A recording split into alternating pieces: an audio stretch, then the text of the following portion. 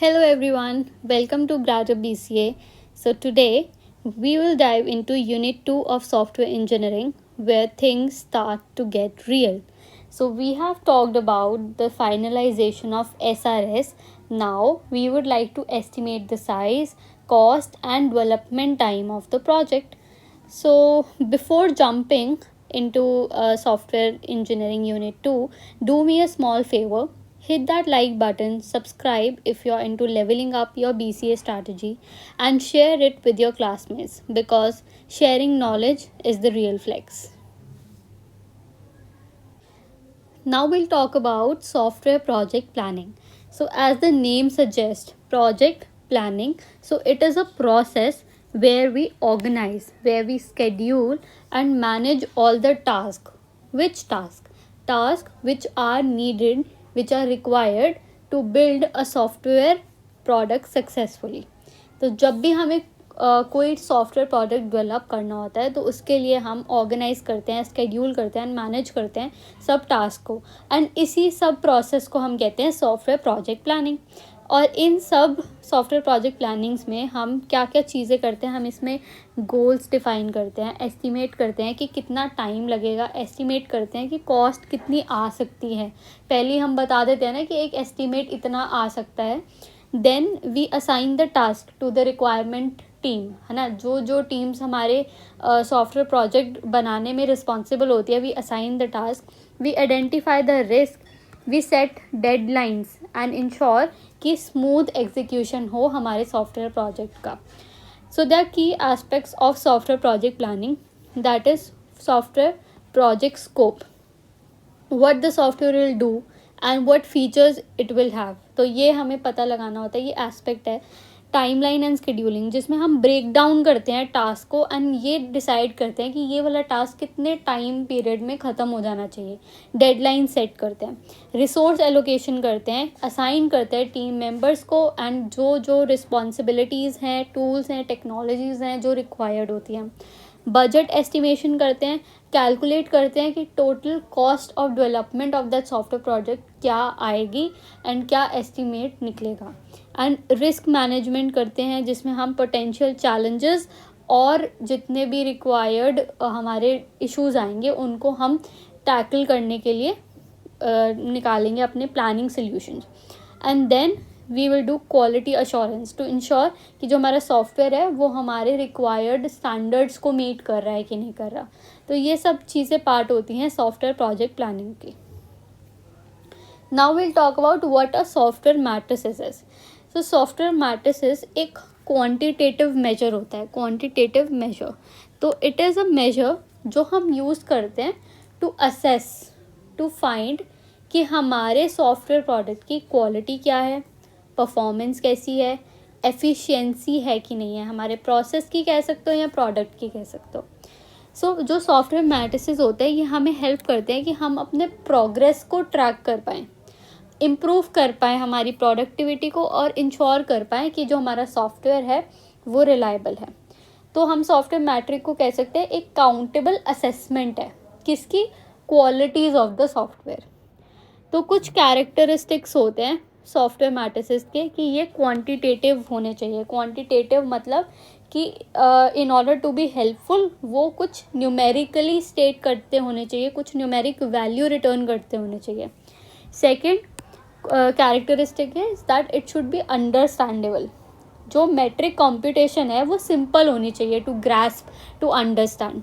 Next applicability, metric should be relevant to software project, मतलब कि वो हर जगह अप्लाई होना चाहिए, रेलिवेंट होना चाहिए, अर्ली स्टेज में या लेटर स्टेज में, हर जगह पे.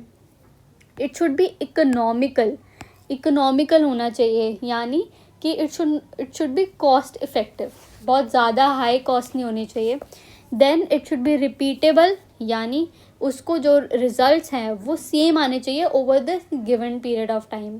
अगर हम किसी प्रोडक्ट पे अभी इस टाइम पे अर्ली डेवलपमेंट पे लगा रहे हैं और थोड़ा टाइम बाद लगा रहे हैं तो जो रिज़ल्ट है, जो मैट्रिक का न्यूमेरिक रिज़ल्ट आएगा, it should be the same. And lastly it should B language independent, it should not depend on any language, meaning कि उनका जो कंप्यूटेशन है, जो भी हम मैट्रिक में उनकी क्वालिटी निकालने के लिए जो भी हम कैलकुलेशंस कर रहे हैं, वो किसी प्रोग्रामिंग लैंग्वेज पर डिपेंड नहीं होना चाहिए। तो ये कुछ कैरेक्टरिस्टिक्स होते हैं सॉफ्टवेयर मैट्रिसेस के। अगर हम बात करें कि हमें नीड क्या है सॉफ्टवेयर मैट्रिसेस की, so they are widely used in software engineering. Variety of purposes के लिए इन्हें यूज़ करा जाता है, जैसे एनालाइज करने के लिए सॉफ्टवेयर की परफॉर्मेंस, प्लानिंग, एस्टिमेट करने के लिए और प्रोडक्टिविटी फाइंड करने के लिए कि क्या है अभी सॉफ्टवेयर प्रोडक्ट की। So software metrics are needed for multiple purposes, जैसे कि मेजरिंग सॉफ्टवेयर क्वालिटी। सबसे पहले हमें सॉफ्टवेयर की क्वालिटी मैनेज करने के लिए मैट्रिसेस चाहिए, प्रोजेक्ट मैनेजमेंट के लिए चाहिए, ताकि हमें ये पता चले कि हमारा प्रोग्रेस कितना हो रहा है और मैनेज कर पाए resources effectively. Next, performance evaluation के लिए हमें अपनी टीम की प्रोडक्टिविटी देखनी है, सॉफ्टवेयर की एफिशिएंसी देखनी है, तो उसके लिए भी software matrices plays a very vital role. Then we have risk identification, ये डिटेक्ट करने के लिए कि कोई पोटेंशियल प्रॉब्लम जो है वो अर्ली हमें पता चल जाए, रिस्क आइडेंटिफाई हो जाए, उसके लिए हम सॉफ्टवेयर मैट्रिसेस का यूज़ करते हैं। एंड लास्टली, प्रोसेस इम्प्रूवमेंट के लिए, ऑप्टिमाइज़ करने के लिए, हमारी जो भी डेवलपमेंट प्रोसेस है उसको बेटर करने के लिए हम सॉफ्टवेयर मैट्रिसेस का यूज़ करते हैं। If we talk about classification of software matrices, it is divided into 3 main categories. कौन सी? Product matrices, process matrices and project matrices. तो इसमें आप कंफ्यूज मत होइए। प्रोडक्ट मैट्रिसेस मतलब कि एक स्पेसिफिक जो हम बना रहे हैं प्रोडक्ट, तो उसके मैट्रिसेस तो हम उसको काउंट करने के लिए, उसकी क्वालिटी को चेक करने के लिए, उसको एस्टिमेट करने के लिए हम यूज़ करते हैं। तो जो प्रोडक्ट मैट्रिसेस है वो यूज़ होता है to define the product attribute, जैसे प्रोडक्ट का size, product complexity, performance, level of quality, जैसे कि मैंने बताया। ऐसे ही सिमिलरली होता है प्रोसेस मैट्रिसेस। तो प्रोसेस के बारे में हमने बात करी है, तो प्रोसेस मैट्रिसेस किससे यूज़ होगा? ऑप्टिमाइज करने के लिए सॉफ्टवेयर डेवलपमेंट एंड मेंटेनेंस, ठीक है। ऐसे ही प्रोजेक्ट मैट्रिसेस है, तो ये यूज़ करा जाता है जैसे मान लो नंबर ऑफ डेवलपर्स चेक करने के लिए, कॉस्ट चेक करने के लिए। तो ये इंडिकेट करता है कि जो हमारा ओवरऑल प्रोजेक्ट है, जो हमारे प्रोडक्ट को डेवलप कर रहा है, उसके कैरेक्टरिस्टिक्स को, परफॉर्मेंस को मेजर करने के लिए हम प्रोजेक्ट मैट्रिसेस को यूज़ करते हैं। अगर हम इनके बारे में डिटेल में पढ़ें तो हमें आगे समझ आएगा। लेट्स स्टडी इन डिटेल कि कैसे ये सब काम करते हैं। जैसे मैंने प्रोडक्ट मैट्रिसेस के बारे में बताया कि ये हमें मेजर करते हैं सॉफ्टवेयर प्रोडक्ट इटसेल्फ, जो हम बना रहे हैं उसके लिए। तो ये उसी की प्रोडक्ट की क्वालिटी पे, प्रोडक्ट की कॉम्प्लेक्सिटी पे, रिलायबिलिटी पे, कोड पे, डिज़ाइन पे, इन सब पे डिपेंड करते हैं, ये इन सब पे फोकस करता है। अगर आप यहाँ पे प्रोसेस मैट्रिसेस की बात करो तो ये हमारे सॉफ्टवेयर डेवलपमेंट प्रोसेस को इम्प्रूव करने पे काम करता है। ये एफिशिएंटली मैनेज करता है कि हम प्रोडक्टिविटी हमारी इंक्रीज़ हो, डिफेक्ट्स जो हैं वो डिक्रीज़ हो। तो ये जो हम सॉफ्टवेयर प्रोजेक्ट प्लानिंग की बात कर रहे हैं, तो उसको जब हम एग्जीक्यूशन में लाते हैं तो उसको मेजर करने के लिए, देखने के लिए कि कितना अच्छा हमारा सॉफ्टवेयर प्लानिंग चल रही है, साइकिल पूरी चल रही है, उसके लिए हम प्रोसेस मैट्रिसेस को यूज़ करते हैं। तो यहाँ पे आपको ये चीज़ समझनी है कि जो प्रोसेस होता है वो सेंटर में होता है ऑफ द ट्राइंगल जो कनेक्ट करता है 3 एस्पेक्ट्स को, प्रोडक्ट, पीपल एंड टेक्नोलॉजी। इन तीनों को जो कनेक्ट कर रहा है वो है हमारा प्रोसेस। तो जो पीपल हैं, लोग हैं, ये कॉम्पिटेंसन और मोटिवेशन है, ठीक है। और the complexity of the product मतलब कि वो आता है लेवल ऑफ टेक्नोलॉजी यूटिलाइज पे, ठीक है। और ये सब सिग्निफिकेंटली इफ़ेक्ट करता है क्वालिटी एंड टीम परफॉर्मेंस को। तो ये सब चीज़ें आपको पता होनी चाहिए। ये एक डायग्राम है, you should be well aware of that. Similarly if we talk about project matrices, तो प्रोजेक्ट मैट्रिसेस यूज़ करे जाते हैं to explain the characteristics and execution of the project throughout the software life cycle, cost, schedule and productivity. तो ये हमें evaluate करने में help करता है कॉस्ट को, स्केड्यूल को, प्रोग्रेस को, ओवरऑल, ओके। तो जो प्रोजेक्ट मैनेजर होते हैं ना, ये मॉनिटर करते हैं प्रोजेक्ट की प्रोग्रेस को कि कितना प्रोग्रेस हो रहा है, using the measures known as project matrices. Project managers ये यूज़ करते हैं और ये वेरियस मैट्रिसेस होते हैं जैसे कि time, cost and so on, और ये कलेक्ट करे जाते हैं, यूटिलाइज करे जाते हैं for an estimate for new initiative. तो एक प्रोजेक्ट की क्वालिटी भी इम्प्रूव हो सकती है, एंड ये इम्प्रूव करना बहुत ज़रूरी होता है to decrease the errors and time taken and cost and so on. Now let's move forward and discuss about size estimation in software planning. तो सॉफ्टवेयर प्लानिंग तो टेक्निकल वर्क से पहले ही बिगिन हो जाती है, कंटिन्यू रहती है जब तक सॉफ्टवेयर इवॉल्व होता है और बनता है रियलिटी, और तब तक चलती है जब तक सॉफ्टवेयर रिटायर नहीं हो जाता। तो सबसे पहली एक्टिविटी सॉफ्टवेयर प्लानिंग में क्या रहेगी? It will be size estimation. It will be to estimate the size of the project. तो ये जो साइज एस्टिमेशन होता है ये एक की पैरामीटर है जो बाकी एस्टिमेशन प्रॉब्लम्स में हेल्प करता है, बाकी एस्टिमेशन एक्टिविटीज़ में हेल्प करता है। तो अगर हमारा साइज एस्टिमेशन रीजनेबल नहीं है तो it may have serious impact on other estimation activities. तो हमें बिल्कुल मेक श्योर करना है कि हम अपने साइज एस्टिमेशन को रीजनेबल रखें, एक्यूरेट रखें, ताकि बाकी एस्टिमेशन एक्टिविटीज़ पे कोई नेगेटिव इम्पैक्ट ना आए। तो साइज एस्टिमेशन होता क्या है? So it is very critical and difficult area of project planning, और हम कह सकते हैं कि क्रूशियल स्टेप है जो हमें beginning of the software planning करना होता है। और हम कह सकते हैं कि it is very difficult to establish this because it is difficult to identify कि साइज़ क्या रहेगा हमारे सिस्टम का। तो सॉफ्टवेयर एस्टिमेशन क्या है? It is a process of predicting the effort, time and cost required to develop software system. तो ये एक मेथड है जो कि बहुत क्रूशियल है और बहुत ही डिफ़िकल्ट है एरिया ऑफ प्रोजेक्ट प्लानिंग, और इसमें हम क्या करते हैं? प्रिडिक्ट करते हैं। It is a process of predicting क्या? एफर्ट, टाइम, कॉस्ट जो कि रिक्वायर्ड होता है एक सॉफ्टवेयर सिस्टम को बनाने का। And it helps project managers to allocate resources, estimate budgets and set realistic deadlines. इन सब चीज़ों में ये बहुत ज़्यादा हेल्पफुल रहता है, इसीलिए ये बहुत क्रूशियल है और बहुत ही इम्पॉर्टेंट है कि हम इसको रीजनेबली करें, इसको एफिशिएंटली करें। Next if will talk about lines of code. तो ये एक फर्स्ट साइज एस्टिमेशन टेक्निक है सॉफ्टवेयर इंजीनियरिंग में। तो लाइंस ऑफ कोड एक मेट्रिक है जो यूज़ करा जाता है टू क्वांटिफाई कि हमारे साइज़ क्या रहेगा बाय काउंटिंग। यहाँ पे हम काउंट कर रहे हैं क्या? टोटल नंबर ऑफ लाइंस जो कि एक सॉफ्टवेयर प्रोग्राम में लिखी जाती है। Very simple, lines of code कि कोड में कितनी लाइंस हैं और उनको हम कैलकुलेट करेंगे, यहाँ पे काउंट करेंगे, और इसमें ये इंक्लूड करता है सारी चीज़ें, actual codes, comments, blank lines, सब चीज़ें इसमें इंक्लूडेड रहती हैं। And it is use to estimate development effort, complexity and maintenance cost of the software system. तो ये सब चीज़ों में बहुत हेल्पफुल रहता है। तो हम LOC को यूज़ क्यों करते हैं? क्योंकि ये एक बहुत सिंपल और डायरेक्ट वे है कि हम इससे सिंपली मेजर कर सकते हैं कि जितना लंबा कोड उतना लंबा size. And also it helps in estimating development effort, जैसे कि कितने लग रहे हैं पर मंथ उस कोड को लिखने के लिए। Using models like Kokomo model, उसमें भी ये बहुत हेल्पफुल है। And it is also useful in productivity measurement. हमें जब ये देखना होता है कि प्रोडक्टिविटी कैसी चल रही है, LOC पर डेवलपर पर मंथ क्या है, लाइंस ऑफ कोड पर डेवलपर हर महीने के हिसाब से क्या आ रही है, इससे हम प्रोडक्टिविटी मेजर करते हैं, तो उसमें भी इट हेल्प्स।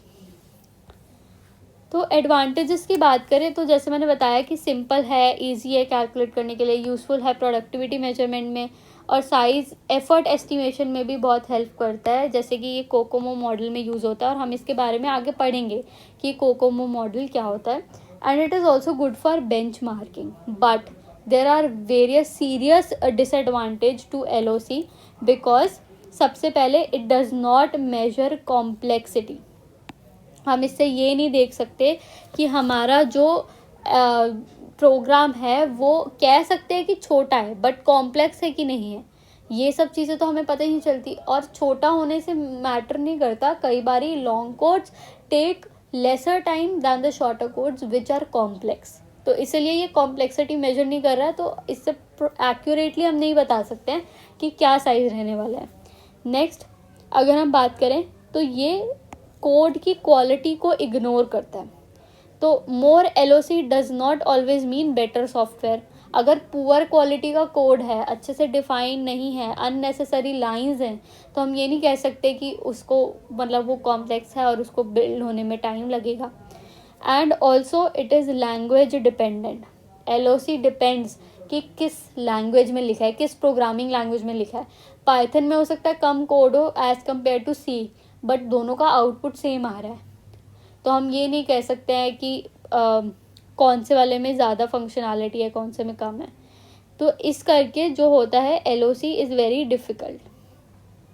प्रोग्राम जो हम असेंबली लैंग्वेज में लिखते हैं और अगर हम उसी कोई हाई लेवल में लिखते हैं तो कितना फ़र्क आ जाता है। ऐसे ही अगर हम लाइब्रेरीज़ यूज़ कर रहे हैं, लाइब्रेरीज़ यूज़ करने से जो हमारा प्रोग्राम है उसमें लाइंस डिक्रीज़ हो जाती हैं, तो उसमें भी प्रॉब्लम है।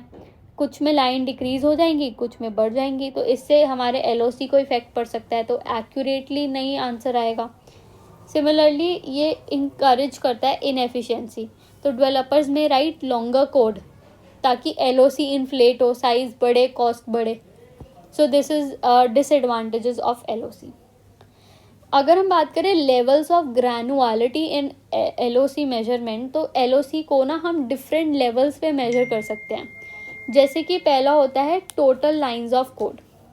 तो टोटल लाइंस ऑफ कोड मतलब कि जितनी भी लाइंस हैं सारी ही इंक्लूड होंगी। It includes all of the lines, मतलब कमेंट्स भी, ब्लैंक लाइंस भी, एग्जीक्यूटेबल स्टेटमेंट्स भी, हर लाइन इसमें यूज़ होगी। तो ये बहुत यूज़फुल होता है जब हम प्रोजेक्ट का साइज़ एस्टिमेट कर रहे होते हैं। जैसे ये कोड मान लीजिए, इसमें टोटल कितनी, अगर हम TLOC काउंट कर रहे हैं ना, उसको मेजर कर रहे हैं, तो यहाँ पे 1 2 3 4 लाइंस है, देखिए। नेक्स्ट होता है SLOC, source lines of code. तो इसमें हम सिर्फ वो लाइंस कैलकुलेट करते हैं जो कि number of lines that contain the actual source code. तो इसमें हम ब्लैंक लाइंस को और कमेंट्स को, इन सबको एक्सक्लूड कर देते हैं, सिर्फ मीनिंगफुल ह्यूमन रिटन इंस्ट्रक्शंस पे फोकस करते हैं। तो अगर हम देखें ब्लैंक लाइन और कमेंट लाइन इसमें एक ही है, तो वो ये रही, उसको एक्सक्लूड करके एग्जीक्यूटेबल लाइन 3 है, तो हमने वो लिख दी, source lines of code. Next आता है एग्जीक्यूटेबल लाइंस ऑफ कोड। तो एग्जीक्यूटेबल कह रहे हैं कि ये उन लाइंस को ही काउंट करेगा जो कि हमारे आउटपुट में कुछ अपना इनपुट दे रहे हैं, जो कि यूज़फुल लाइंस हैं, जो कि कंपाइलर और इंटरप्रेटर के द्वारा यूज़ करी जाएंगी। सो इससे क्या होता है, हम ये मेजर कर सकते हैं कि एक्चुअली कॉम्प्लेक्सिटी क्या है हमारे प्रोग्राम की, और साइज एस्टिमेशन में हेल्प करेगा। तो जैसे इसमें actually executable lines of code 3 है, तो इसलिए हम 3 लिख रहे हैं। सो ये एक लेवल्स होती हैं ग्रैनुअलिटी की, कहाँ कहाँ हम LOC मेजर कर सकते हैं। तो टोटल होती है, सोर्स लाइंस होती हैं और एग्जीक्यूटेबल लाइंस ऑफ कोड होती हैं। Next metric of size estimation is token count. तो टोकन काउंट जो होता है, ये एक मेजर है जो कॉम्प्लेक्सिटी मेजर करता है हमारे सॉफ्टवेयर प्रोग्राम की। So it is calculated by counting the tokens in the source code. Tokens क्या होते हैं? टोकन एक स्मॉल एंटिटी होती है, सबसे छोटी entity that makes up the program. So everything in a program is tokens, सब मिला के एक प्रोग्राम बनता है।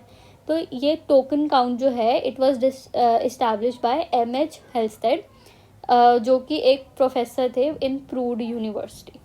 तो जो टोकन्स होते हैं, they are the smallest unit of program, जिसमें 2 टाइप का ये पार्टीशन होता है, ऑपरेटर्स और ऑपरेंड्स। तो ऑपरेटर्स हो गए सिंबल्स, प्लस माइनस मल्टीप्लाई और जितनी भी चीज़ें उसमें इंक्लूडेड होती हैं, ऑपरेटर्स कंसिस्ट, और कमांड नेम्स भी इसमें इंक्लूडेड होते हैं, ठीक है, and also the special symbols और वो सब चीज़ें।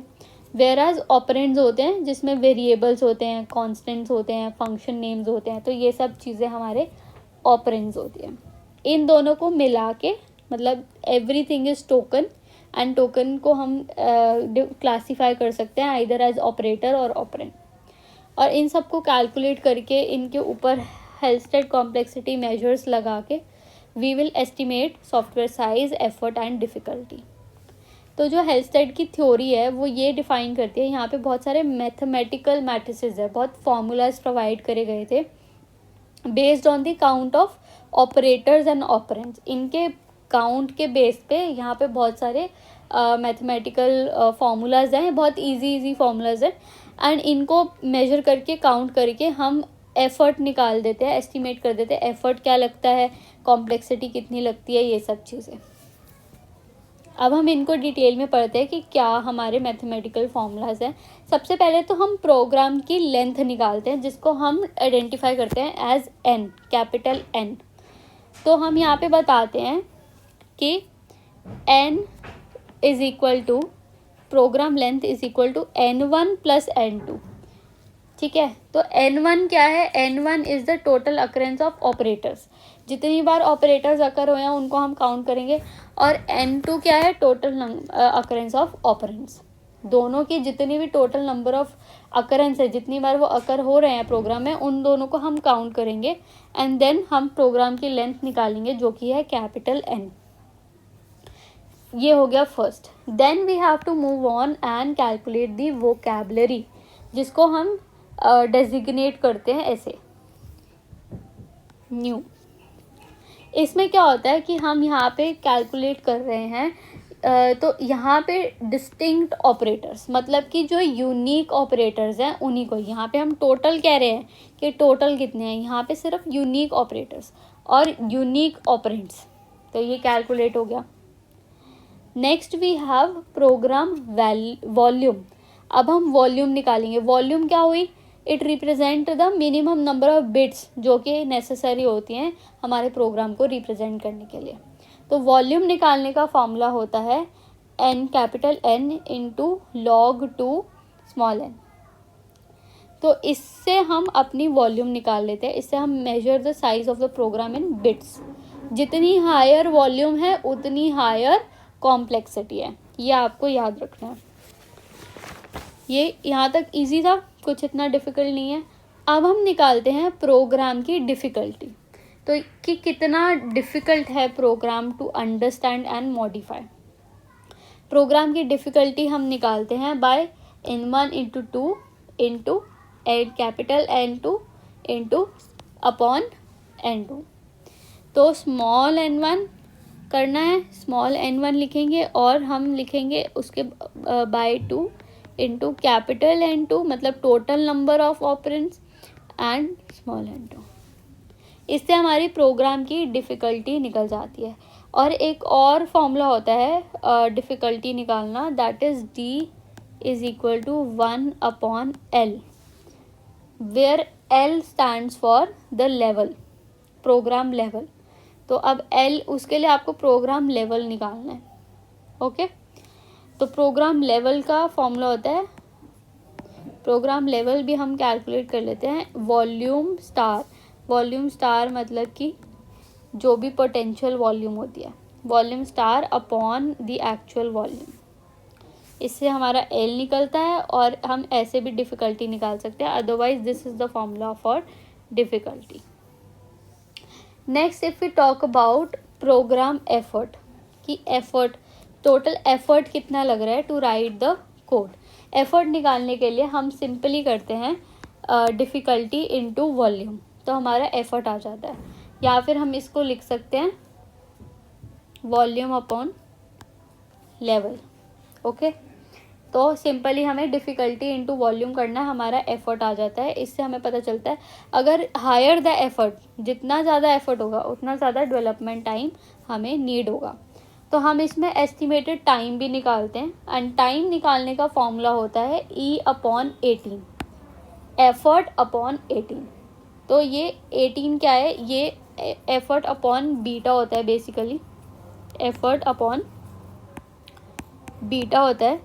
और ये बीटा की जो वैल्यू होती है ये हम 18 पे सेट करके रखते हैं, जो हमने यहाँ पे लिखी हुई है, क्योंकि 18 जो है it gives us the best result.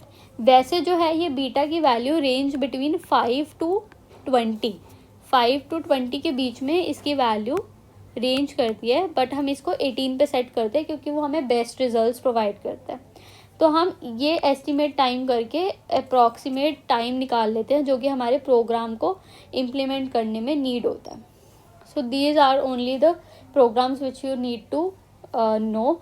और कुछ हार्ड साइंस नहीं है, बेसिक फॉर्मूलाज हैं and they are not very hard to understand. तो एक एग्जाम्पल कोड लिख लेते हैं. जैसे ये हमारे पास कोड है, तो अब हम इसमें पहले ऑपरेटर्स गिनेंगे कि कितने ऑपरेटर्स हैं. इंट है, then we have square parenthesis, then we have curly braces, फिर हमारे पास एक रिटर्न भी है और एक प्लस का साइन है. तो हमारे पास टोटल 5 ऑपरेटर्स हैं. और अगर हम इनकी अकरेंस देखें तो पैरेंथेसिस 2 बार अकर हो रहा है, तो टोटल 6 है. तो हमने यहाँ पे काउंट भी कर लिया. Then we have operands. Operands की बात करें तो सम है, ए है, बी है, 3 है. काउंट करें तो 3 है. और अकरेंस कितनी है इनकी? 4. ठीक है. I hope you are understanding कैसे हम इसको काउंट करेंगे.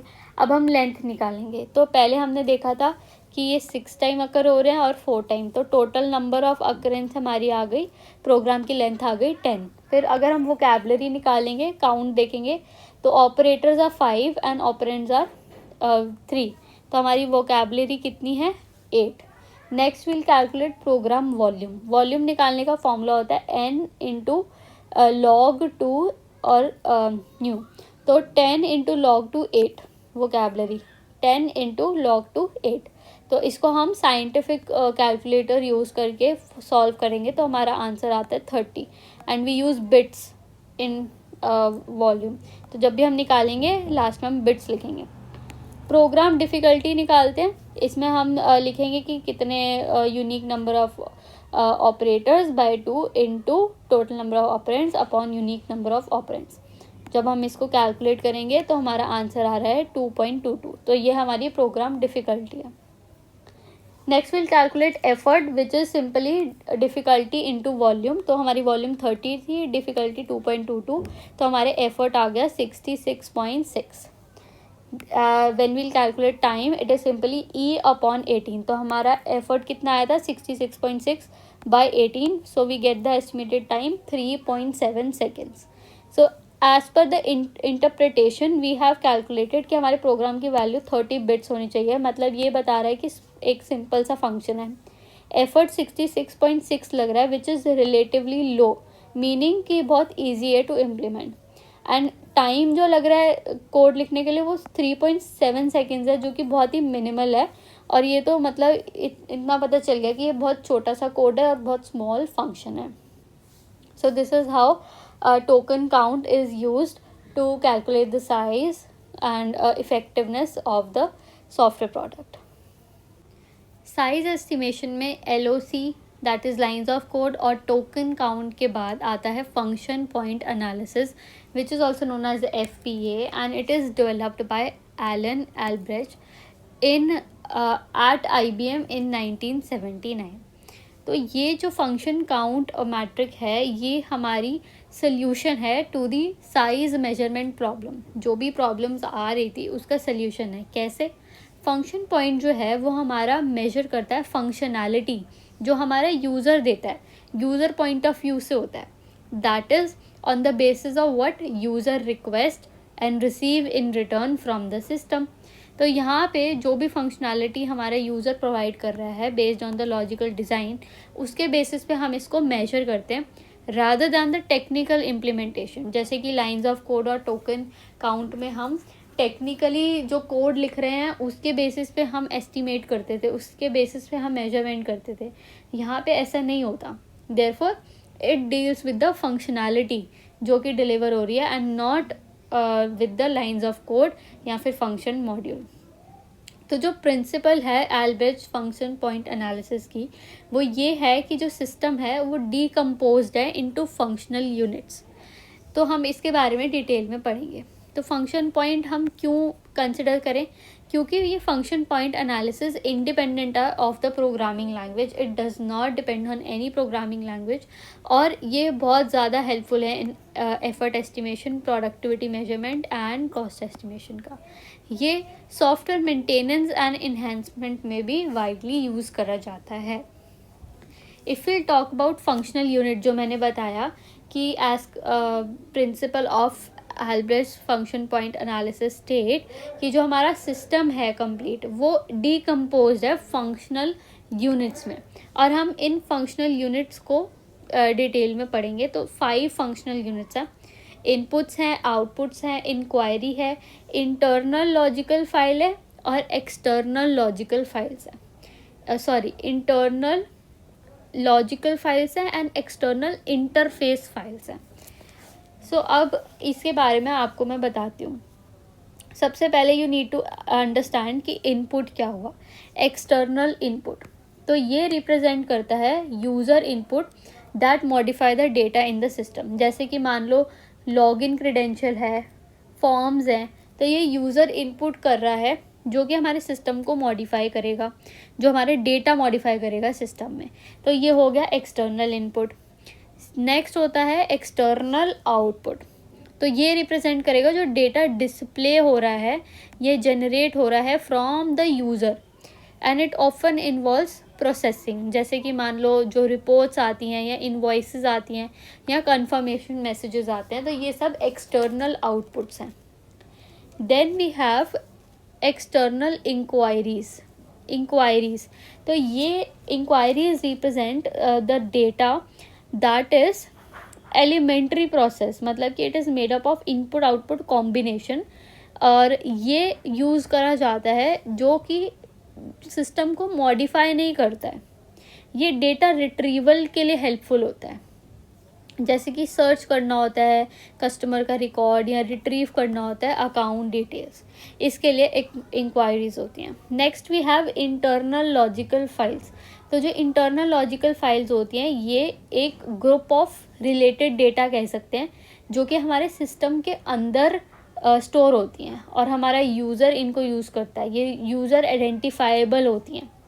Where as external logical files जो होती हैं वो रिप्रेजेंट करती हैं एक्सटर्नल डेटाबेस को, तो ये भी यूज़र आइडेंटिफाइबल होती हैं, बट इसमें यही डिफरेंस है कि ये मेंटेन करी जाती है दूसरे सिस्टम में। तो ये फंक्शनल यूनिट्स हैं फंक्शनल पॉइंट एनालिसिस के, एंड हम इनकी वैल्यूज़ हमें गिवन होती हैं एंड हम उसके बेसिस पे अपना रिजल्ट निकालते हैं। ये एक डायग्रामेटिक रिप्रेजेंटेशन है, जैसे यूज़र है, इनपुट रिक्वेस्ट हो रही है, आउटपुट रिक्वेस्ट हो रही है, ये इंटरनल लॉजिकल फाइल्स हैं, ये एक्सटर्नल इंटरफेस फाइल्स हैं, this is the complete system, और ऐसे इंक्वायरीज भी आ जा रही हैं, and this is the other application जिसमें EIF यानी एक्सटर्नल इंटरफेस फाइल्स स्टोर होती हैं। Now let us understand some special features of function point analysis के। तो फंक्शन पॉइंट एनालिसिस हमारे पास ऑलरेडी लाइन ऑफ कोड वाला मैट्रिक है, हमारे पास टोकन काउंट है, तो why use function point analysis. सबसे पहले और most important is that function point analysis is language independent, हमें कोई प्रोग्रामिंग लैंग्वेज पे डिपेंड नहीं होना होता। It is user oriented, user plays a very important role in function point analysis, क्योंकि हम यूज़र के पर्सपेक्टिव से यहाँ पे फंक्शनैलिटी को मेजर कर रहे होते हैं। And it is also useful in estimation, cost estimation, effort estimation, जो कि डेवलपमेंट के पहले ज़रूरी है करनी, उसमें function point analysis plays a very vital role. Then it considers complexity, तो यहाँ पे डिफरेंट वेट्स असाइन होते हैं बेस्ड ऑन द कॉम्प्लेक्सिटी, तो हम यहाँ पे कैलकुलेट कर पा रहे हैं कि कॉम्प्लेक्सिटी कितनी है। लाइन्स ऑफ कोड में it is not we are not able to calculate the complexity. Then it is also applicable to maintenance, तो यहाँ पे we can be used to estimate software enhancing work, उसमें भी ये बहुत ज़्यादा यूज़ होता है to enhance the software estimation work. Next, now we'll study about counting the function point. तो सबसे पहले वी नीड टू अंडरस्टैंड कि जो ये 5 फंक्शनल यूनिट्स होते हैं इनको रैंक करा जाता है अकॉर्डिंग टू देयर कॉम्प्लेक्सिटी, या तो ये लो है, एवरेज है, हाई है, और इसके लिए पूरे स्टैंडर्ड्स यूज़ करे जाते हैं। तो जब हम इनको रैंक कर देते हैं फिर उसके बाद हम कैलकुलेट करते हैं user function point, unadjusted function point, UFP, unadjusted function point, and ये कैलकुलेट करा जाता है जो हमारे पास प्री डिफाइंड वेट्स जो हमें दिए गए होते हैं of every function type. UFP count करते हैं by summing count and complexity weight जो हमें असाइन करते हैं वो। तो सबसे पहले आप समझिए कि जो इंटरनल इनपुट्स हैं, आउटपुट्स हैं, इंक्वायरीज हैं, इंटरनल लॉजिक फाइल्स और एक्सटर्नल, इन सब के already based on their waiting factors. तो एवरेज लिखा है, यहाँ कह सकते हैं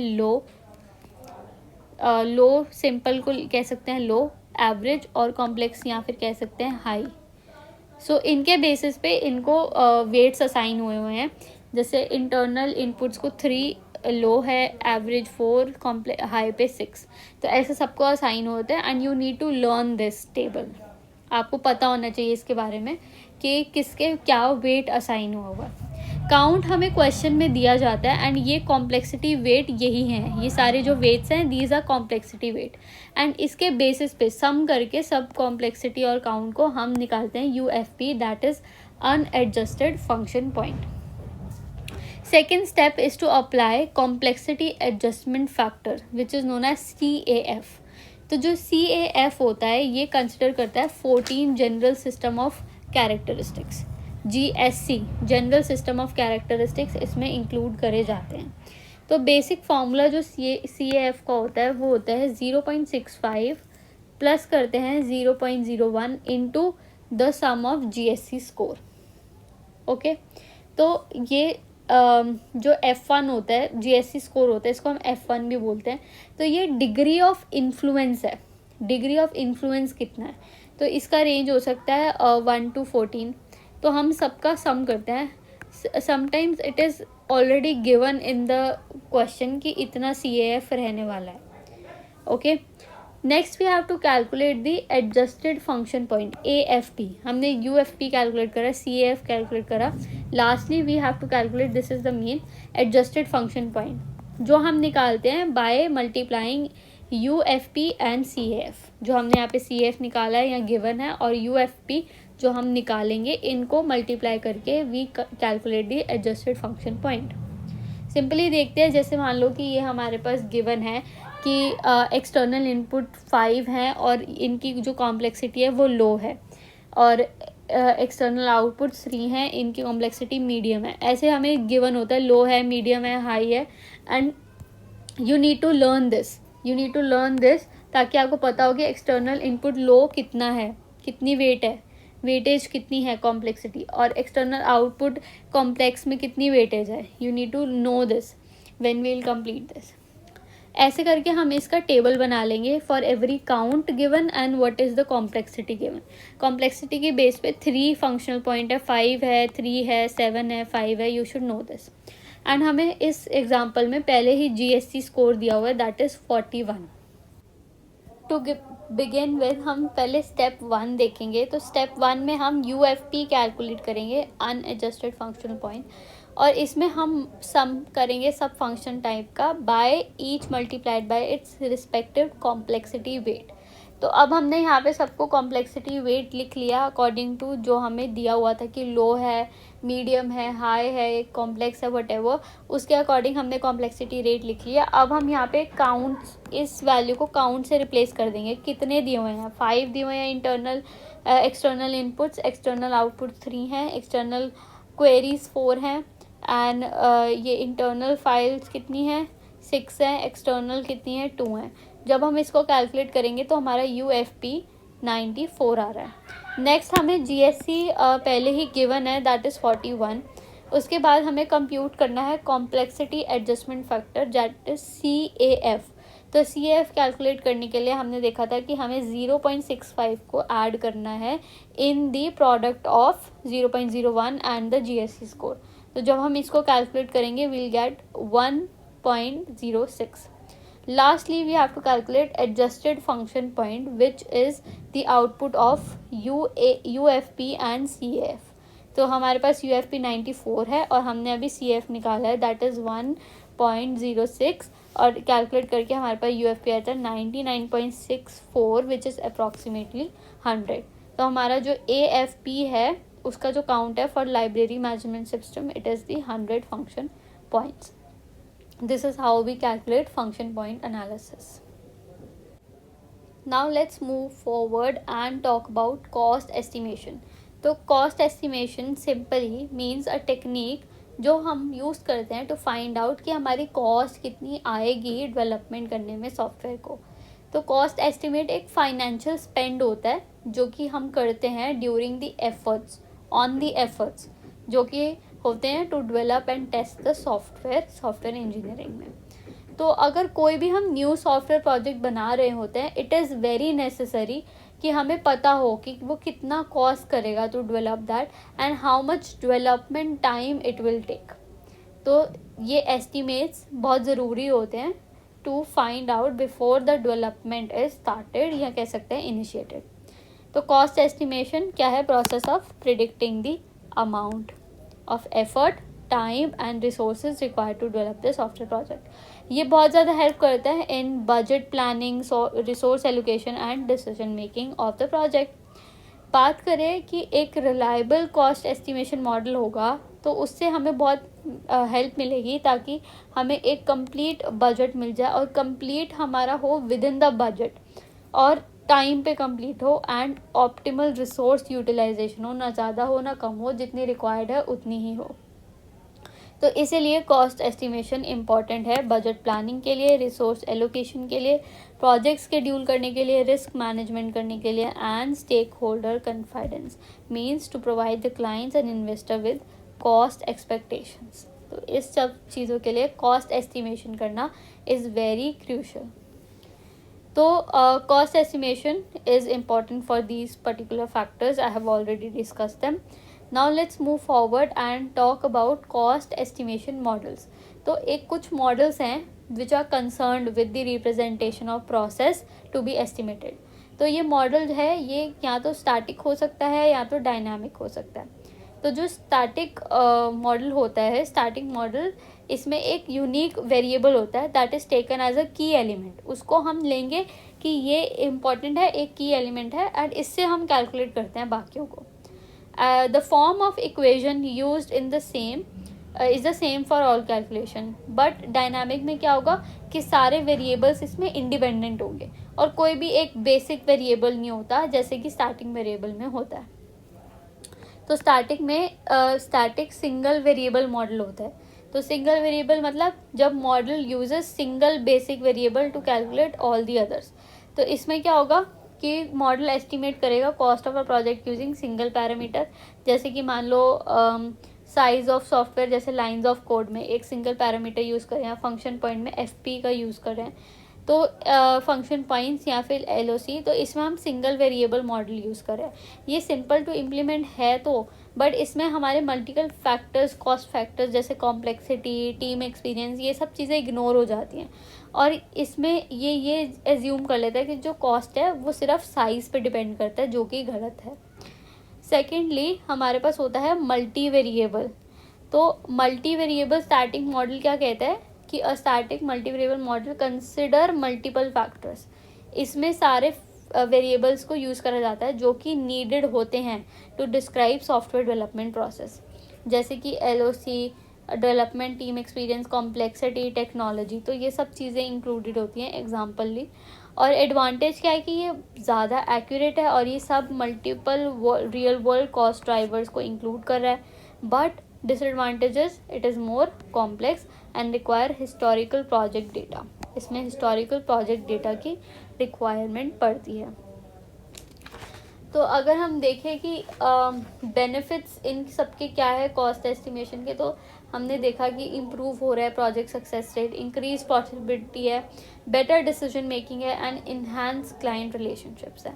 तो अगर स्टैटिक सिंगल वेरिएबल मॉडल लेके, तो इस मॉडल में हम एक इक्वेशन यूज़ कर रहे हैं जो कि है cost is equal to A into size to the power B।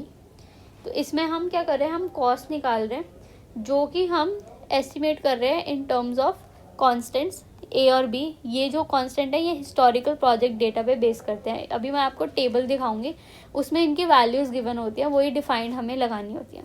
Size यहाँ पे क्या होगा, it will be the lines of code या फिर कह सकते हैं फंक्शन पॉइंट। तो उसके बेसिस पे हम यहाँ पे कॉस्ट निकाल रहे हैं। तो A और B है वो डिपेंड करते हैं हमारे लोकल डेवलपमेंट एनवायरनमेंट पे। तो so there modes are not for different organisation. ये एक कॉन्स्टेंट्स होते हैं, इनकी वैल्यू फिक्स्ड रहती है। Size vary according to the organisation to organisation and product which is building. तो जैसे मान लो इफ़ द एस्टिमेटेड LOC जो है वो हमारा 10,000 है, तो कॉस्ट कैसे निकालेंगे. ए की वैल्यू 2.5 होती है इंटू LOC जिसकी और हम यहाँ पे लिखेंगे 1.2 जो बी की वैल्यू होती है. ओके. एंड जब कॉस्ट निकालेंगे 2.5 into 10,000 raise to the power 1.3, तो हमारा टोटल आंसर 39,622.32 आएगा. सो दिस मीन्स कि एस्टिमेटेड कॉस्ट हमारी 10,000 LOC के लिए इतनी है. So this is how cost estimation work. तो ये सिंगल वेरिएबल था. अब हम देखेंगे कि मल्टी वेरिएबल में क्या हो रहा है. मल्टी वेरिएबल में मल्टीपल वेरिएबल हम कंसिडर कर रहे हैं. तो यहाँ पे सिर्फ साइज़ नहीं है, यहाँ पे कॉम्प्लेक्सिटी भी है और एक्सपीरियंस भी है. हम इनको भी इंक्लूड करेंगे. तो साइज़ और एक्सपीरियंस में अब हमें यहाँ पे क्या करना होता है कि हमारे पास साइज़ गिवन होता है. ABCD जो हम यहाँ पे यूज़ कर रहे हैं ये सारे एम्पिरिकल कॉन्स्टेंट्स हैं. जैसे मैंने बताया इनकी वैल्यू फिक्स्ड रहती है. साइज़ हमारा LOC होगा या फंक्शन पॉइंट होगा. जो कॉम्प्लेक्सिटी होता है it is a factor based on project type. ठीक है, प्रोजेक्ट टाइप के बेस पे कॉम्प्लेक्सिटी होता है 1, 1.5, 2. और experience is also a factor based on team experience. लो का होता है 1.2, मीडियम 1 एंड हाई इज 0.8. तो ये भी हमें पता रहना चाहिए कि क्या कॉम्प्लेक्सिटी, एक्सपीरियंस और साइज़ का रहता है. Next we will calculate. जैसे मान लेते हैं इसमें भी LOC 10,000 है, कॉम्प्लेक्सिटी फैक्टर हमें 1.5 गिवन है, एक्सपीरियंस फैक्टर 0.8 है. तो मॉडल का फॉर्मूला क्या होगा. कॉस्ट कैसे निकालेंगे. ए की वैल्यू पुट करेंगे जो कि रहती है 2.5. LOC जो हमारे यहाँ पे 10,000 गिवन है और raise to the power B है, बी की वैल्यू 1.2 रहती है. कॉम्प्लेक्सिटी हमारे पास 1.5 है, सी की वैल्यू 0.5 होती है. एक्सपीरियंस हमारे पास 0.8 है और जो डी की वैल्यू है वो 0.3 रहती है. तो जो हम कॉस्ट कैलकुलेट करेंगे इन सबको मल्टीप्लाई करके तो हमारे पास आती है 51,717.19. तो ये जो हम कॉम्प्लेक्सिटी कॉस्ट निकाल रहे हैं ये हम कंसिडर कर रहे हैं कॉम्प्लेक्सिटी एंड एक्सपीरियंस को भी, इसलिए हमारी कॉस्ट इतनी आई है. और आप सिंगल वाले में देख सकते हैं हमारी कॉस्ट इतनी आ रही है और इसमें हम सिर्फ साइज़ को देख रहे हैं, हम कॉम्प्लेक्सिटी एंड एक्सपीरियंस को नहीं देख रहे हैं. सो this is the difference between static single variable model and static multi variable model. अगर हम बात करें कि बेनिफिट्स क्या हैं इफ़ेक्टिव कॉस्ट एस्टिमेशन मॉडल की. अगर हमारा इफ़ेक्टिव है वो राइटली प्रिडिक्ट कर रहा है, एक्यूरेटली प्रिडिक्ट कर रहा है हमारी कॉस्ट को, तो it prevents the budget overruns, unexpected expenses नहीं आते हैं, improve resource allocation, enhance the project planning, it helps in realistic timeline, it minimize the risk. हम यहाँ पे आइडेंटिफाई करते हैं costly risk before project initiation and it also ensure कि जो हमारे क्लाइंट हैं वो सेटिस्फाई हों. Now let's move forward and discuss about the Kokomo model. तो हमने पहले पढ़ना था कि कोकोमो मॉडल यूज़ करा जाता है फंक्शन पॉइंट एनालिसिस और LOC is widely used in COCOMO model. तो COCOMO stands for constructive cost model. So इनके फर्स्ट उनसे लेटर से ये वर्ड आता है COCOMO, constructive cost model. So ये एक बहुत पॉपुलर कॉस्ट मॉडल है जो यूज़ करा जाता है सॉफ्टवेयर में for cost estimation and it is developed by Barry Boehm in 1981. और इसको यूज़ करा जाता है estimate cost, time, effort required for a software project based on the size and complexity. तो इसमें भी हम साइज़ और कॉम्प्लेक्सिटी को यूज़ करते हैं, कंसिडर करते हैं. तो जो कोकोमो मॉडल होता है ये कैलकुलेट करता है, इन सिंपल वर्ड ये प्रिडिक्ट करता है परफॉर्मेंस कि हमारा सॉफ्टवेयर प्रोजेक्ट कैसे परफॉर्म करेगा. और ये एक हायरार्की है of software cost estimation model की which include basic, intermediate and detailed sub model. तो इसके टाइप्स होते हैं कोकोमो मॉडल के जो हम आगे चल के पढ़ेंगे. तो कोकोमो मॉडल में हम number of lines of codes and function point के बेसिस पे प्रिडिक्ट करते हैं. अगर हम बात करें type of Kokomo project types की तो 3 तरह के होते हैं प्रोजेक्ट टाइप्स. ऑर्गेनिक होता है, सेमी डिटैच्ड होता है और एम्बेडेड होता है. तो ऑर्गेनिक जो होता है इसमें सॉफ्टवेयर प्रोजेक्ट जो होता है it comes under organic type तभी आएंगे जब डेवलपमेंट टीम बहुत स्मॉल है, कह सकते हैं कि डेवलपमेंट टीम बहुत स्मॉल है, प्रॉब्लम जो है वो ज़्यादा कॉम्प्लेक्स नहीं है और पहले सॉल्व हो चुकी है। क्या, और इसमें ये भी इंक्लूडेड है कि नॉमिनल एक्सपीरियंस हो टीम मेंबर्स को, ज़्यादा ज़रूरत नहीं होती है। और some of the projects can be organic, or small data processing system, business system et cetera. Project size जो रहता है वो 2 to 50 KLOC रहता है। KLOC मतलब किलो लाइन्स ऑफ कोड। तो इसमें हमारे पास स्मॉल डेवलपमेंट टीम्स होती हैं, गुड एक्सपीरियंस होता है, बहुत ज़्यादा नहीं चाहिए होता, फ्लेक्सिबल डेडलाइंस होती है, मिनिमल नीड होती है इनोवेशन करने की। ऐसा होता है ऑर्गेनिक में कि पहले वो सॉल्व हो चुकी होती है प्रॉब्लम्स। सेमी डिटैच तो होता है प्रोजेक्ट, इसमें मीडियम साइज़ के प्रोजेक्ट बनते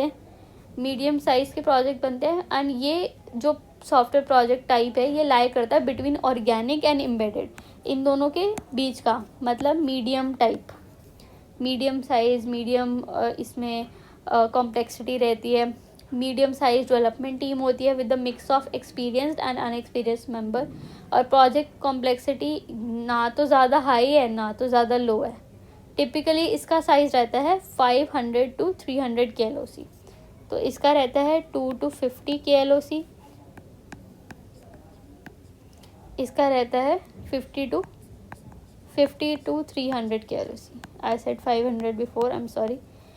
एंड फिर लास्ट में आता है एम्बेडेड प्रोजेक्ट, जिसमें large and highly complex projects होते हैं, जिसमें मान लो कुछ बहुत ही न्यू इन्वेंट करता है, हाईली इनोवेटिव होता है, स्ट्रिक्ट रिक्वायरमेंट्स होती हैं, रियल टाइम होता है, बिल्कुल क्रिटिकल सिस्टम इंटीग्रेशन रिक्वायरमेंट होता है, और टाइट डेडलाइंस होती हैं, टाइटली कंट्रोल्ड होता है, और ये सब चीज़ें इसमें इंक्लूड होती हैं।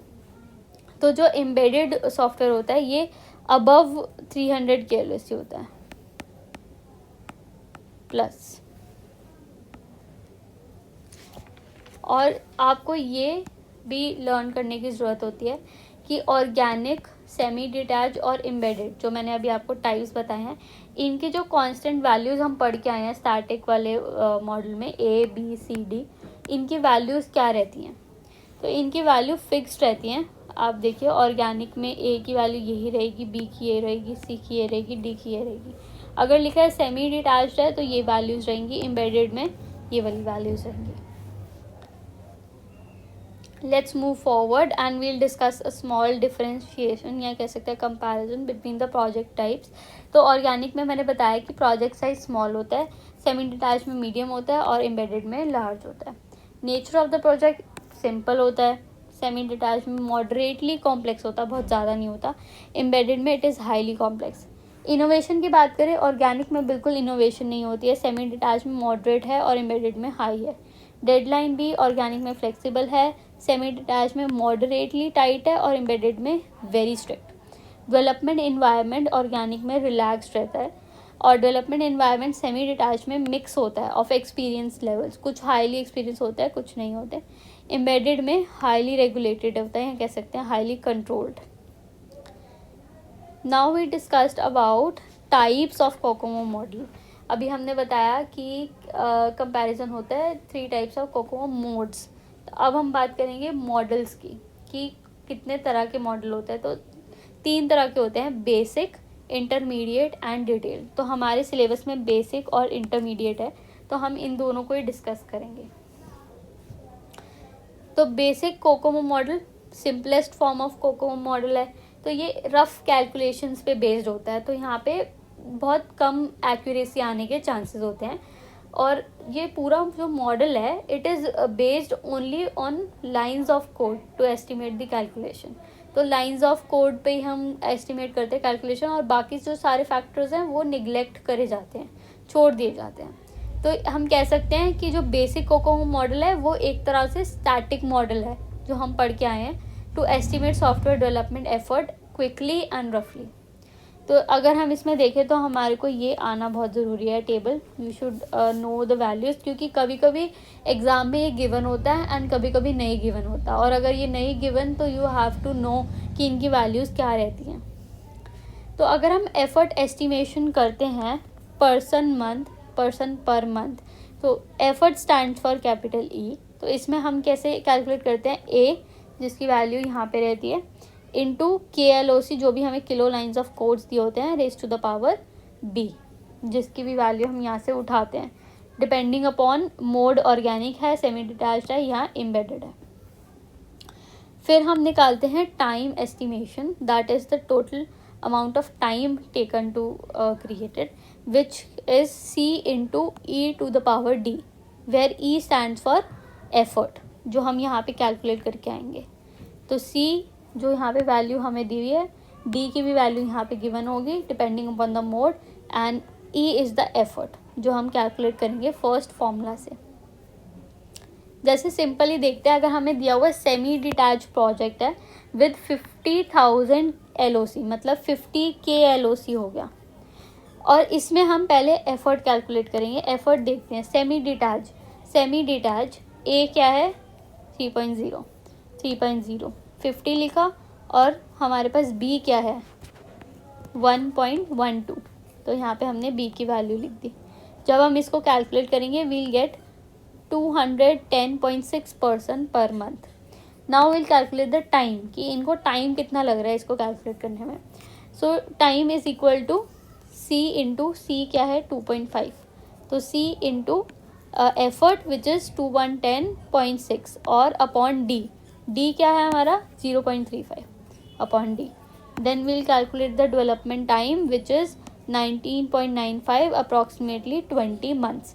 तो हमने इसे रफली कैलकुलेट कर लिया कि एस्टिमेटेड एफर्ट जो है वो है 210.6% per month, and development time जो है वो 20 महीनों का है। ये था basic COCOMO model. Now let us consider कि इंटरमीडिएट कोकोमो मॉडल क्या होगा। बेसिक में हम ज़्यादा कुछ इंक्लूड नहीं कर रहे हैं, तो ऑब्वियसली इंटरमीडिएट कोकोमो मॉडल जो है वो इम्प्रूव्ड वर्जन होगा ऑफ द बेसिक मॉडल। तो इसमें हम एफर्ट एडजस्टमेंट फैक्टर्स को इंक्लूड करते हैं, EAF, that considers various software development characteristics.